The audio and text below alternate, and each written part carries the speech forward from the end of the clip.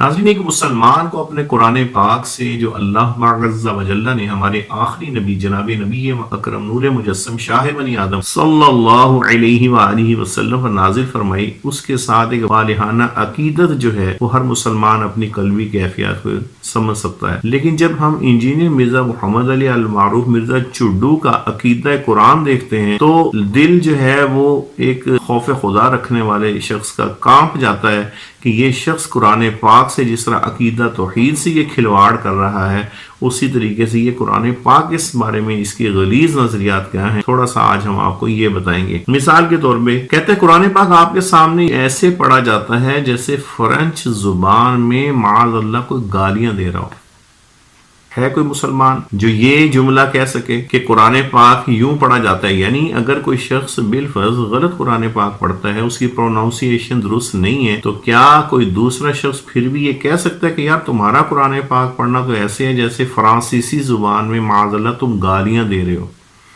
یعنی یہاں تک تو کوئی کہہ دے کہ یار تمہارا قرآن پاک تو یوں لگ رہا ہے کہ تم پتہ نہیں کون سی زبان پڑھ رہے ہو، لیکن قرآن پاک کو معاذ اللہ گالی سے تشبیہ دینا کہ قرآن پاک پڑھتے ہوئے ایسا لگتا ہے کہ جیسے فرانسیسی میں تم گالیاں دے رہے ہو، کیا یہ ایک مسلمان کا کام ہو سکتا ہے کہ ایسا کہے؟ یہ صرف وہی شخص کہہ سکتا ہے کہ جو قادیانیوں کا ایجنٹ ہو، جو زندیق ہو، جس کے دل کے اندر دین اسلام کی کوئی عظمت نہ ہو، یہود و نصارہ کا پروموٹر ہو۔ اسی لیے ہم اس کو قادیانی ایجنٹ کہتے ہیں کہ اس کا کام صرف مسلمانوں کے اندر تفرقہ بازی، ان کے عقائد پر حملے اور اس کے ساتھ ٹھپا یہ لگا کے کہنا ہے کہ میں ہوں مسلم علمی کتابی کا ٹھپا بھی لگائے جاؤ، اور جو بھولے بھالے مسلمان ہیں انہیں جہنم کے گڑھے میں بھی گراتے جاؤ۔ پھر اسی قرآن پاک کے بارے میں کہتا ہے کہ قرآن پاک کا وہ ترجمہ اور تفسیر قابل قبول ہوگا جو معاذ اللہ کوئی غیر مسلم کافر کرے، مسلمان کی تفسیر قابل قبول نہیں ہے۔ یہ جملہ اس کا ہے کہ مسلمان کی قابل قبول نہیں ہے، جو قرآن پاک کی تشریح ہے یا قرآن پاک کا ترجمہ ہے وہ کسی غیر مسلم کا معتبر ہوگا۔ اور اس غلیظ شخص سے بندہ پوچھے کہ 1400 سال میں کتنے کافروں نے آج تک قرآن پاک کا ترجمہ اور تفسیر کی ہے،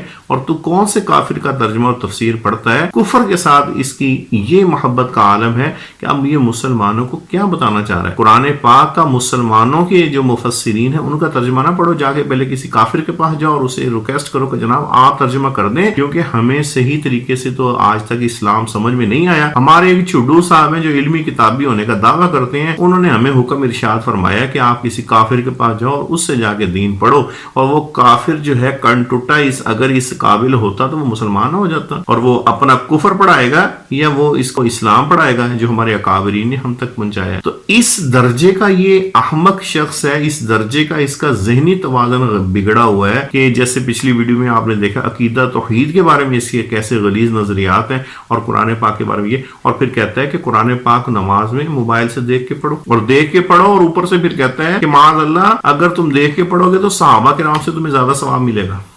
یعنی ایک ایک جملے کے ساتھ یہ کتنے عقیدوں پہ ہاتھ کی صفائی دکھاتا ہے کہ صحابہ کرام کو معاذ اللہ ڈیگریڈ کرو، کہ جن کے بارے میں ہمارا عقیدہ ہے کہ کائنات کے تمام ولی مل کر کسی صحابی کے برابر نہیں ہو سکتے، اور یہ شخص کہتا ہے کہ نہیں تم اگر آج دیکھ کے پڑھو گے تو پھر تو تم صحابہ کرام سے بھی زیادہ تمہیں ثواب ملے گا، معاذ اللہ۔ پھر کبھی کہتا ہے کہ قرآن پاک کو بغیر وضو ہاتھ لگا لو، الیاذ باللہ۔ ہمارا ایک گناہگار سے گناہگار شخص مسلمان بھی اگر ہو وہ یہ جرت نہیں کرتا کہ اگر اس کا وضو نہ ہو تو وہ قرآن پاک کو ہاتھ لگا لے، اور یہ شخص مسلمانوں کے اندر جرت پیدا کر رہا ہے کہ قرآن پاک کی کوئی امپورٹنس ہے ہی نہیں، اس کی کوئی اہمیت ہے ہی نہیں، تمہارا منہ اٹھا کے جب تمہارا دل کرے اٹھو اور جا کے جو ہے وہ تم ہاتھ لگا لو، بولے واش روم سے نکلے ہو تمہیں وضو وغیرہ نہیں کیا بس جاؤ اور ہاتھ لگا لو، کوئی مسئلہ نہیں ہے۔ اس طریقے سے بھی پڑھا جا سکتا ہے۔ اور ساتھ ہی پھر جو مسلمانوں میں ایک چیز رائج ہے کہ مسلمان ذوق اور شوق کے ساتھ قرآن پاک میں اپنے بچوں کو حافظ بناتے ہیں،